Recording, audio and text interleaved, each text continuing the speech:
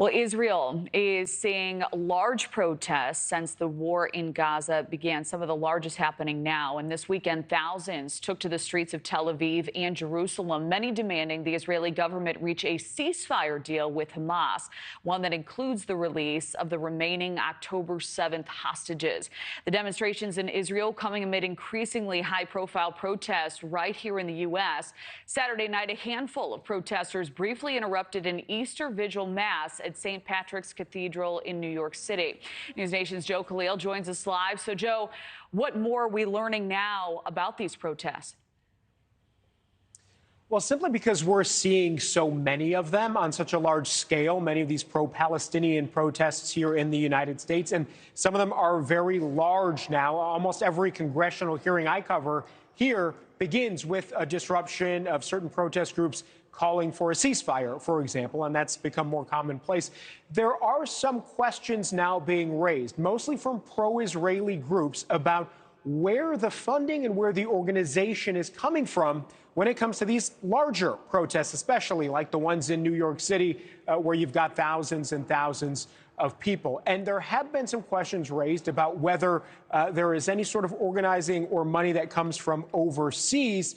What we know is that just for some of these groups, for example, the group Code Pink, which is the one we see here in D.C. on Capitol Hill quite often, the group was co-founded by one wealthy American couple, Neville Singham and Jody Evans, a multimillionaire couple with some left-leaning sympathies, communist or Marxist sympathies. They have poured millions of dollars into certain protest groups. There have been Treasury officials that have come to testify on Capitol Hill, alleging that some student organizations and some pro-Palestinian groups are now run by certain people who at one time were involved in charities that were funneling money to Hamas. Now, I want to be clear that that is not all of the protest groups. There may be some where there are ties there, but we just got off the phone with somebody who is an organizer for the group called the U.S. Palestinian Community Network, based in Chicago, tells me that there are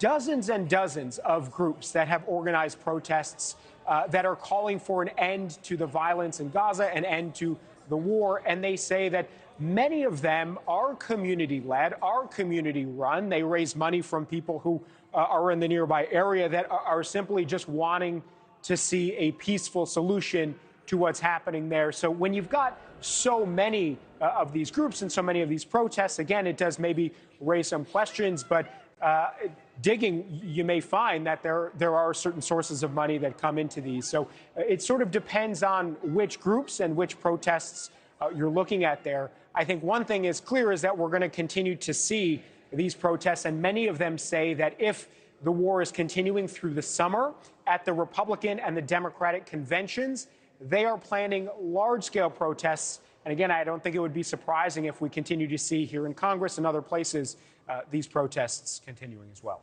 Yeah, one to keep eyes on for sure. All right, Joe Khalil, thank you. Thank you for watching. Go to newsnationnow.com to find News Nation on your television provider. And don't forget to click the red subscribe button below to get more of News Nation's fact-driven, unbiased coverage.